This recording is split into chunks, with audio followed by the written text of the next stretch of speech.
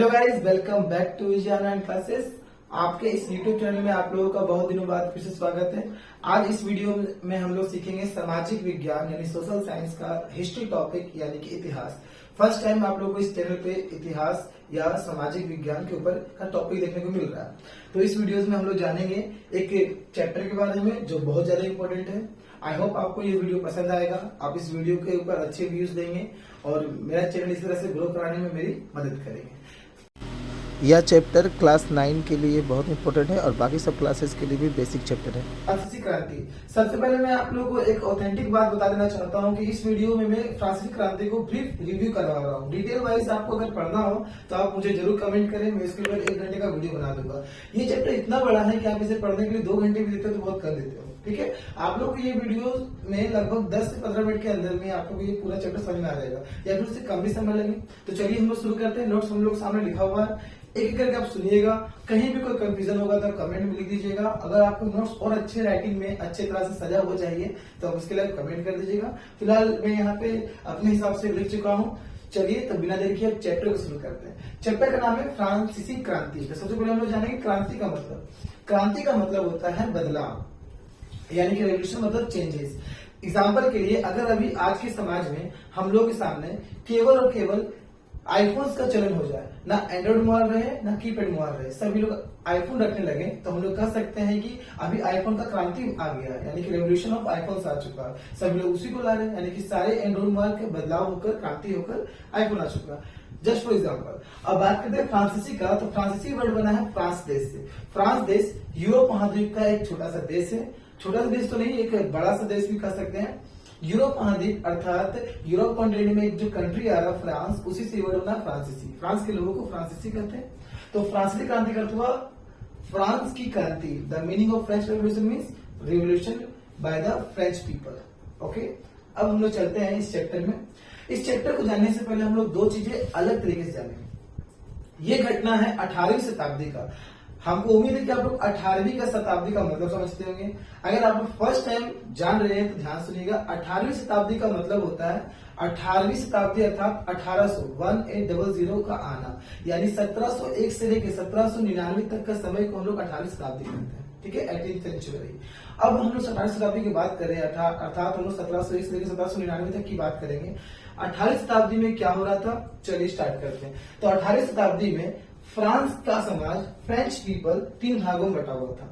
प्रथम भाग, द्वितीय भाग, तृतीय भाग। हर भागों को एस्टेट कहा जाता था, यानी कि एस्टेट्स इंग्लिश में भी और हिंदी में भी। तो हर भागों को एस्टेट कहा जाता था। पहला भाग यानी प्रथम एस्टेट में पादरी वर्ग यानी क्लर्जी पीपल आते थे। दूसरा भाग कुलीन वर्ग में नोबिलिटी पीपल आते थे, यानी कि अमीर लोग या फिर राजा लोग आते थे। तृतीय स्टेट यानी कि तीसरे भाग में मध्यम वर्ग के लोग यानी मिडिल क्लास के लोग आते थे, जो ना ज्यादा गरीब होते थे ना ज्यादा अमीर। तृतीय स्टेट में बहुत प्रकार के लोग आते थे, भूमिहीन किसान भी और भूमि के मालिक वाला किसान भी, भू स्वामी किसान भी, लैंड लॉर्ड भी और लैंडलेस भी। ठीक है, इसके अलावा वकील, डॉक्टर इत्यादि सभी लोग मध्यम वर्ग में आते थे। ठीक है, प्रथम स्टेट के लोग पादरी थे, अर्थात मंदिरों चर्चों में पूजा करते थे, उनसे कोई टैक्स उस प्रकार का नहीं लिया जाता था। कुलीन वर्ग के लोग राजा महाराजा थे, तो उनसे ऑब्वियसली कोई टैक्स लिया नहीं जाएगा। जो भी टैक्सेस होते थे वो केवल मध्यम वर्ग के लोग दिया। सबसे ज्यादा टैक्स लिया जाता था मध्यम वर्ग के लोगों से टाइड नाम का टैक्स, जिसे इंग्लिश में टीथ कहते हैं। टाइड नाम का जो टैक्स था, टीथ था, वो एक धार्मिक कर था, यानी कि चर्चों में पूजा करने से पहले टैक्स देना पड़ता था। ये फ्रांस की जनता से अन्यायपूर्ण टैक्स था, जो कि जरूरत नहीं था लेने का, लेकिन फिर भी सरकार लेती थी।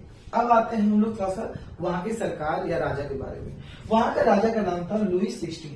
तो लुई 16 18वीं शताब्दी में यानी 1715 ईस्वी में फ्रांस के राजा थे। तो फ्रांस के राजा लुई 16 का नाम अगर आप लोग डिटेल में जानना चाहते हैं तो लुई 16 का मतलब होता है, यानी लुई 16 का मतलब होता है लुई 15 का बेटा लुई 16।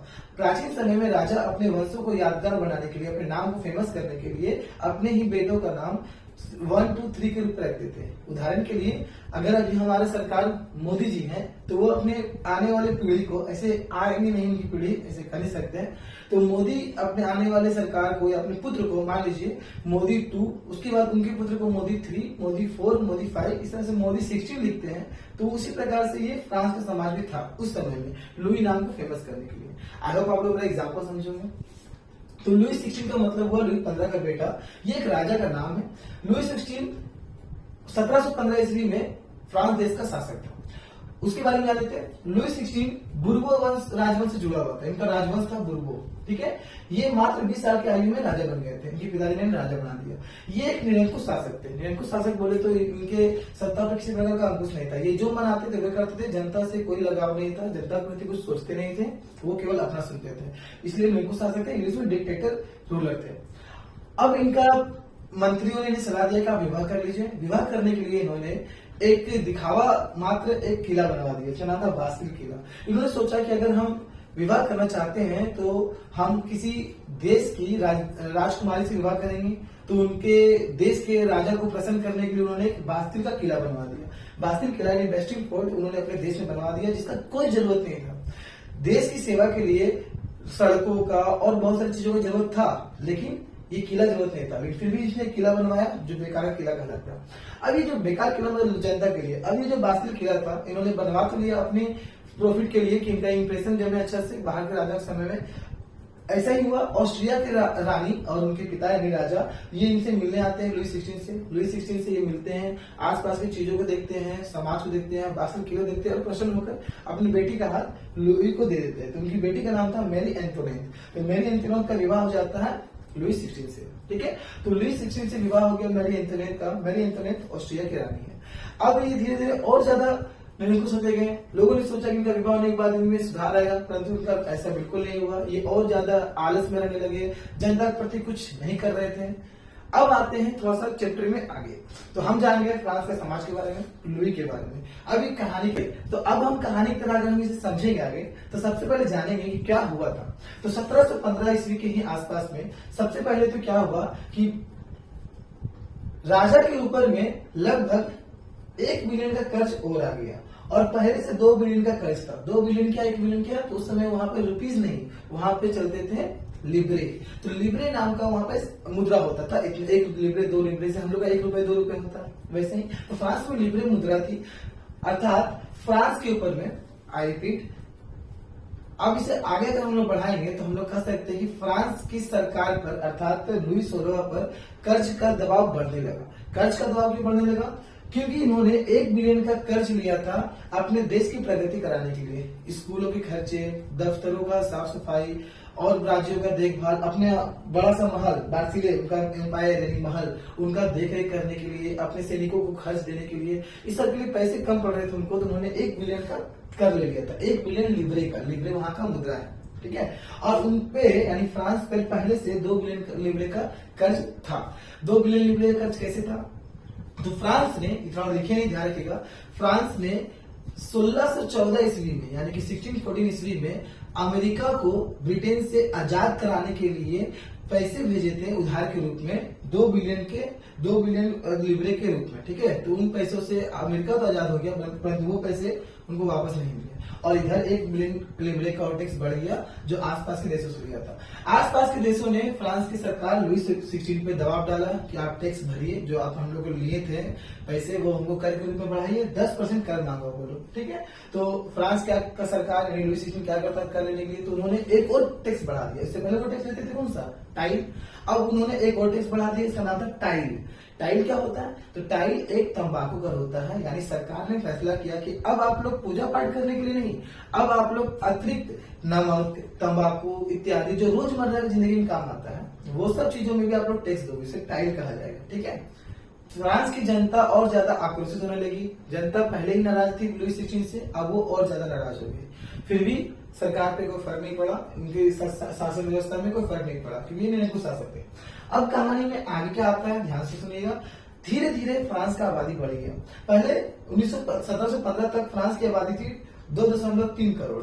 अब 1789 तक अच्छे सालों के बाद 2.8 करोड़ इसकी आबादी हो गई। आबादी बढ़ने के कारण फ्रांस की जनता के बीच में भूखमरी बढ़ने लगी।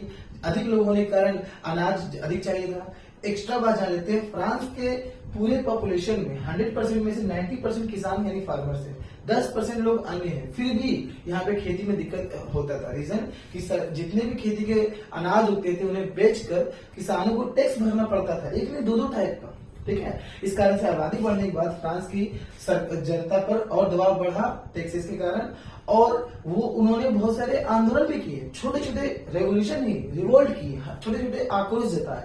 लेकिन उस समय में फ्रांस की जनता पढ़ी लिखी नहीं थी और ना ही उनके पास पैसे थे कि अपने बच्चों को पढ़ाएंगे, इसलिए उनके छोटे छोटे रिवोल्ट यानी विद्रोह से कुछ फर्क नहीं पड़ा।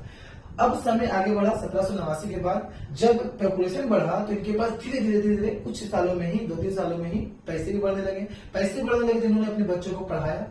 पढ़ाने के बाद इनके बच्चे पढ़ लिख गए, वकालत जान गए, कानून जान गए, तब इनके अंदर सोच में बदलाव आया।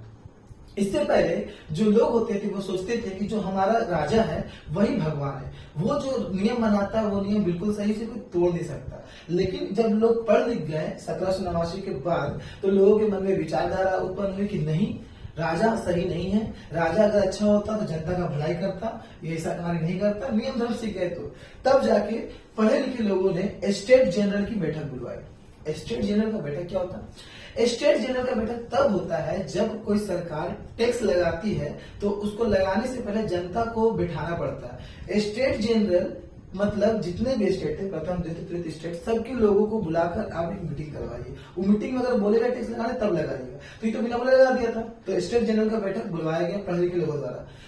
लुई 16 मान गया कि जानता था कि सबसे ज्यादा पावरफुल तो हम ही है उस समय में, फ्रांस की जनता के जो सरकार होगा, शासक होगा, वही पावरफुल है, उसका बात ही लास्ट में माना जाएगा। उसको पता था, तो उसको फर्क नहीं पड़ा। वो मीटिंग पे आया, 1200 लोगों को बुलाया गया। 300 लोग आए प्रथम स्टेट से, पादरी वर्ग से, 300 लोग आए द्वितीय स्टेट से, कुलीन वर्ग से, और 600 लोग आए मध्यम वर्ग से। ठीक है, मध्यम वर्ग के लोग ही सब टैक्स देते थे, टाइल सब वही देते थे।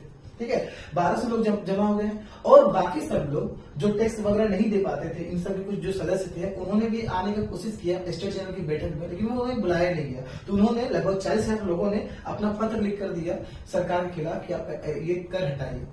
उन पत्रों को उतना ध्यान नहीं दिया गया 40,000 लोगों का।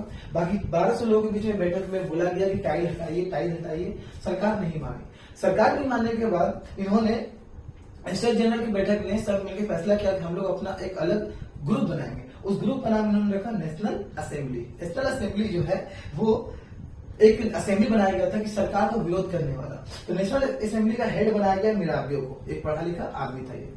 तो नेशनल असेंबली बनने के बाद धीरे धीरे ये असेंबली ने बहुत सारा छोटा छोटा आंदोलन किया, सरकार के खिलाफ गया, और यहाँ तक कि आप लोग को बुक में एक चित्र भी दिखाया गया है जो मिराबियो द्वारा ही क्या प्रस्तुत किया था।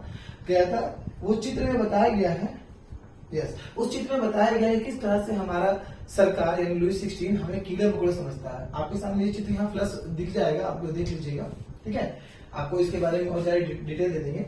अब नेशनल असेंबली बनने के बाद ये नेशनल असेंबली के लोगों ने फैसला किया कि वो अब एक नया क्लब बनाएंगे और लुई 16 के खिलाफ जाएंगे और उनकी सत्ता को गिराएंगे। तो नेशनल असेंबली के बाद एक नया क्लब बना, इसका नाम था जैकोबियन क्लब। जैकोबियन क्लब का हेड बना दिया गया रोबेस्पियर। रोबेस्पियर कौन था? ये भी एक अच्छा समाज सुधारक था। इसने बहुत सारे नियम बना दिए कि हमारा जो सरकार होगा वो लुई 16 को जल्द से जल्द अरेस्ट करवाएगा, और ऐसा ही हुआ। रोबेस्पियर की उपस्थिति में लुई 16 को दोषी ठहराया गया और जनता के द्वारा ही सरकार को अरेस्ट करवाया गया अलग अलग नियम बनाकर, क्योंकि जैकोबियन क्लब का बहुत महत्व था। तो जैकोबियन क्लब के लोगों ने ऐसा नियम बनाया कि अगर कोई गलती करते हुए पकड़ाता है, चाहे वो हमारा ही सदस्य क्यों ना हो जैकोबियन क्लब का, उन्हें भी सजा दिया जाएगा। ये खासियत है जैकोबियन क्लब का। जैकोबियन क्लब बनने के बाद रोबेस्पियर की निगरानी में लुई 16 अरेस्ट हो गया। ठीक है, अरेस्ट हो जाने के बाद जैकोबियन क्लब का देखभाल होते होते दो और लोग सामने आए जिनका नाम था जॉन लोकी और जीन जैक रूसो। सबसे मेन थे रूसो ने अपना सारा सत्ताभार संभाला जैकोबियन क्लब के बाद, और अंत में उन्होंने लुई 16 को फांसी पर लटकाने का फैसला करवाया। जनता को आक्रोशित करके, जनता को समझा बुझाकर, या फिर जनता को लुई 16 के खिलाफ करवा के उनका जो परिवार अरेस्ट हुआ पड़ा था उनको फांसी की सजा दिलवाया, और इन्हें यानी कि लुई 16 को गिलोटिन पर लटका दिया। गिलोटिन क्या होता है? तो गिलोटिन एक प्रकार का सजा देने का स्थान होता है जहाँ पे नीचे एकदम मतलब धारदार प्लेट बने होते हैं जिसमें सिर काट दिया जाता है मारकर। तो नेपोलियन तो लुई 16 और उसके परिवार को गिलोटिन पर लटका के मार दिया गया था। ठीक है, जब लुई 16 का मौत हो गया तो यहाँ पे आप लोगों का स्टोरी समाप्त थोड़ा सा तो नहीं होता। लुई 16 की मौत होने के बाद फ्रांस की जनता अब लगभग आजाद हो गई। और ध्यान रखिएगा, क्रांति का शुरुआत हुआ था यहाँ से, जब पॉपुलेशन बढ़ा था तब। तो उस समय डेट था आप लोग का 14 जुलाई 1789। 1789 यानी कि 14 जुलाई 1789 को ही फ्रांस की जनता ने आक्रोश करना या विरोध करना, क्रांति करना शुरू किया था। और फाइनली मौत हुआ है कब? 21 जनवरी 1789 को लुईस सोलह के परिवार का। उसके बाद 1804 में एक और नया राजा सामने आया, जिसका नाम था नेपोलियन बोनापार्ट। तो नेपोलियन बोनापार्ट जो थे यूरोप के बहुत फेमस राजा थे। फ्रांस की जनता ने सोचा कि ये तो अच्छा राजा है, फ्रांस की सत्ता को संभाल लेगा, लेकिन ये भी एक निरंकुश शासक निकला। बाद में इन्होंने फ्रांस की जनता को लूटने का काम किया और अंततः वाटरलू की लड़ाई में जब ये हार गए तो इनका भी समापन हो गया। इसके बाद चैप्टर में आप लोग को इतना ही दिया हुआ। उनके हार के बाद ये चैप्टर भी खत्म हो जाता है। आप उम्मीद करते हैं कि आपको ये चैप्टर मेरे द्वारा अच्छा हद तक समझ में आया होगा। अगर मेरे से कुछ गलतियां हो जाएगी तो आप मुझे कमेंट बॉक्स में बताएं। और अगर आपको कुछ भी इंफॉर्मेटिव लगा होगा तो इस चैनल को लाइक, सब्सक्राइब और शेयर करें। अगर आप सब्सक्राइब कर चुके हैं तो बाकी सब लोगों को भेजें जिनके लिए इंफॉर्मेटिव होगा। आई होप आपको ये पसंद पड़ेगा। That's the end. और आई होप आप लोग इसे जरूर शेयर करेंगे और मुझे सपोर्ट करेंगे। Thanks for watching.